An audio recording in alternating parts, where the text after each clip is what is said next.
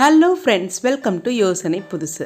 இன்றைக்கி நம்ம சேனலில் என்ன வீடியோ பார்க்க போகிறோம்னா, சாப்பாட்டுக்கு ருசியே சாம்பார் தான். அந்த சாம்பாரை ருசியாக எப்படி செய்யலாம் அப்படிங்கிறத இன்றைக்கி டிப்ஸ் மூலமாக உங்கள்கிட்ட ஷேர் பண்ணிக்க போகிறேன். அதனால் வீடியோவை ஸ்கிப் பண்ணாமல் ஃபுல்லாக பாருங்கள். நம்ம சேனலில் இருக்கிற வீடியோவை நீங்கள் ஃபஸ்ட் டைம் பார்க்குறீங்கன்னா மறக்காமல் சேனலை சப்ஸ்கிரைப் பண்ணி பக்கத்தில் இருக்கிற பெல் பட்டனையும் கிளிக் பண்ணிவிடுங்க. நம்ம வீடியோஸை நீங்கள் இன்ஸ்டாகிராம், ஃபேஸ்புக்லேயும் ஃபாலோ பண்ணலாம். அதுக்கான லிங்க்கை நான் டிஸ்கிரிப்ஷனில் கொடுத்துட்றேன். வாங்க வீடியோக்குள்ளே போகலாம். ஃபர்ஸ்ட்டு டிப் என்ன அப்படின்னு பார்த்தீங்கன்னா, சாம்பாருக்கு ரொம்ப முக்கியமானது துவரம் பருப்பு. அந்த துவரம் பருப்பை 10 to 15 நிமிஷம் ஊற வச்சிட்டிங்கன்னா அதை வேக வைக்கிறது ரொம்ப ஈஸி. இப்போ 10 நிமிஷம் ஆயிடுச்சு. நான் துவரம் பருப்புக்கு தண்ணியெல்லாம் வடிச்சிட்டு குக்கரில் சேர்த்துக்கிறேன். நீங்கள் இப்படி ஊற வச்சு துவரப்பருப்பை சேர்த்தும் போது நமக்கு கேஸும் மிச்சமாகும், சீக்கிரமாக பருப்பும் வெந்துடும். ஊற வச்ச பருப்போட நம்ம வீட்டில் இருக்கிற நல்லெண்ணெயோ இல்லை விளக்கெண்ணெயோ சேர்த்துக்கிட்டோம் அப்படின்னா பருப்பு பஞ்சு போல் நல்லா வெந்துடும். ஒரு 2 விசில் to 3 விசில் விட்டால் போதும். இப்போது நான் விளக்கெண்ணெய் சேர்த்திருக்கேன். இந்த டிப் உங்களுக்கு ரொம்ப யூஸ்ஃபுல்லாக இருக்கும். அடுத்த டிப் என்ன அப்படின்னு பார்த்துடலாம். இப்போ நம்ம பருப்பில் தண்ணி, விளக்கெண்ணெய் சேர்த்துருக்குறோம். இது கூட மஞ்சள் தூள் சேர்த்திக்கிறோம். மஞ்சள் தூள் எதுக்குன்னா ஆன்டிபயாட்டிக் கொடுக்கும், கிருமி நாசினி.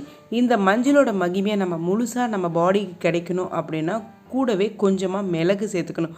ஒரு 2 பீஸ் நீங்கள் சேர்த்துக்கிட்டீங்க அப்படின்னா மஞ்சளோட எஃபெக்ட் நம்ம ஹெல்த்துக்கு முழுமையாக கிடைக்கும். கண்டிப்பாக நீங்கள் மிளகு சேர்த்துக்கோங்க. அடுத்த டிப் என்ன அப்படிங்கிறத பார்க்கலாம். நார்மலாகவே ஹோட்டலில் செய்கிற சாம்பார் நீங்கள் பார்த்தீங்கன்னா குழந்தைங்க விரும்பி சாப்பிடுவாங்க. அதே சாம்பாரை நம்ம வீட்டில் செஞ்சோன்னா சாப்பிட மாட்டாங்க. அதுக்கு முக்கிய காரணம் சின்ன வெங்காயமும் பூண்டும் தான்.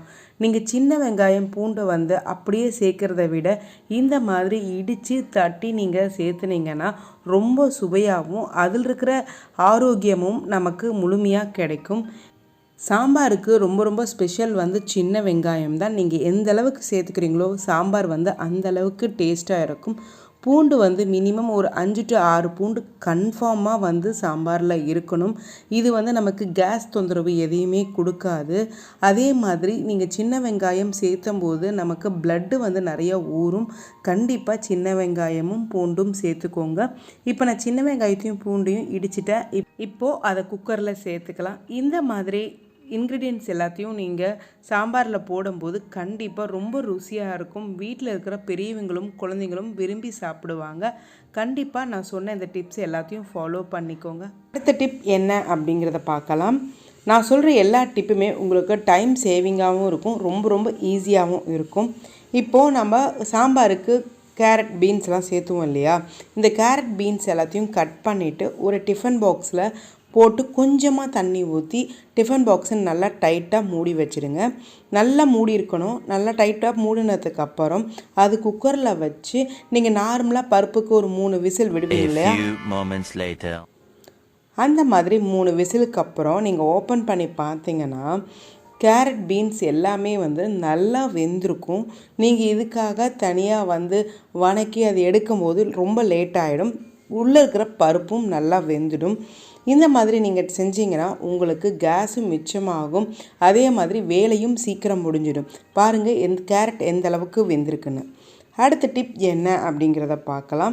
அதே மாதிரி நம்ம குக்கரில் வைக்கும்போது சில டைம் கொஞ்சம் தண்ணி அதிகமாகிடுச்சு அப்படின்னா பருப்பு தண்ணி எல்லாமே வெளியே வந்துடும். இப்படி வெளியே வராமல் இருக்கிறதுக்கு ஏதாவது ஒரு சின்ன துணியில் நல்ல ஈர துணியாக வச்சுக்கோங்க. அது குக்கரை சுற்றி, அதாவது விசில் வைக்கிறோம் இல்லையா, அந்த இடத்த சுற்றி நீங்கள் வச்சிட்டிங்கன்னா அந்த பருப்பு தண்ணி வெளியே போகாமல் அப்படியே அந்த துணிக்குள்ளே நம்ம எந்த அளவுக்கு சர்க்கிள் பண்ணி வச்சுருக்கிறோமோ அதுக்குள்ளேயே அந்த தண்ணி சேர்ந்து போயிடும். எல்லா இடத்துலையும் சிதறடிக்காது. பார்த்திங்கன்னா உங்களுக்கே தெரியும் எந்த அளவுக்கு அந்த சர்க்கிளில் மட்டும்தான் அந்த பருப்பு தண்ணி இருக்குது. இதை கண்டிப்பாக உங்களுக்கு டைம் சேவிங்காகவும் இருக்கும், ஈஸியாகவும் வேலை முடிஞ்சிடும். அடுத்த டிப் என்ன அப்படிங்கிறத பார்க்கலாம். சாம்பார் நம்ம வைக்கும்போது கூடவே கடைசியாக ஃபைனல் ஆகும்போது நாம் புளி சேர்த்துவோம். புளி சேர்த்துறது நல்லா ஃபில்ட்ரு பண்ணிவிட்டு அந்த புளியை நீங்கள் சேர்த்துக்கோங்க. புளியை ரொம்பவும் கொதிக்க வைக்கக்கூடாது. ரொம்ப கொதிக்க வச்சோம் அப்படின்னா அதோட டேஸ்ட்டே மாறிடும். ஒரு கொதி, மினிமம் 2 கொதி வந்தால் போதும். இப்போது அடுத்த டிப் என்ன அப்படிங்கிறத பார்க்கலாம். புளி சேர்த்துனதுக்கப்புறம் கூடவே வெல்லமோ இல்லை நாட்டு சர்க்கரையோ கொஞ்சம் சின்ன பீஸ் நீங்கள் சேர்த்துக்கிட்டீங்க அப்படின்னா ஒரு சில டைம் புளி அதிகமாக கொதி ஆயிடுச்சுன்னா டேஸ்ட் வேறு மாதிரி மாறிடும், புளிப்பும் நல்லா இருக்காது. அதனால் நீங்கள் கொஞ்சமாக நாட்டு சர்க்கரையோ வெல்லமோ சேர்த்துக்கிட்டிங்கன்னா அதோட தன்மையை ஈக்குவல் ஆக்கிடும். இந்த மாதிரி நீங்கள் செய்யும்போது டேஸ்ட்டாகவும் இருக்கும். அடுத்த டிப் என்ன அப்படின்னு பார்த்தீங்கன்னா, இப்போ சாம்பாரெல்லாம் செஞ்சு முடிச்சிட்டோம். நம்ம இன்னொரு பாத்திரத்தில் ட்ரான்ஸ்ஃபர் பண்ணியிருக்கோம். ஃபைனலாக டச்சப்புக்கு கொஞ்சமாக நெய் சேர்த்துக்கிட்டிங்கன்னா அவ்வளோ மணமாகவும் டேஸ்ட்டாகவும் இருக்கும். அடுத்த டிப் என்ன அப்படின்னு பார்க்கலாம். இப்போது நெய் சேர்த்துனதுக்கப்புறம் ஃபைனலாக கொத்தமல்லி தழை சேர்த்தும் போது அதோட ஃப்ளேவர் அவ்வளோ சூப்பராக இருக்கும், டேஸ்ட்டாகவும் இருக்கும்.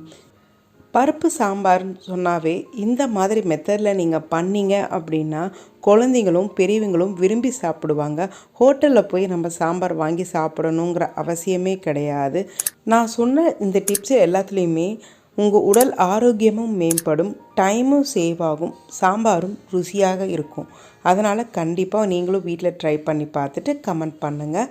இந்த வீடியோ பிடிச்சிருந்தால் லைக் பண்ணுங்கள், ஷேர் பண்ணுங்கள், மறக்காமல் சேனலை சப்ஸ்கிரைப் பண்ணி பக்கத்தில் இருக்கிற பெல் பட்டனையும் கிளிக் பண்ணுங்கள். தேங்க்ஸ் ஃபார் வாட்சிங்.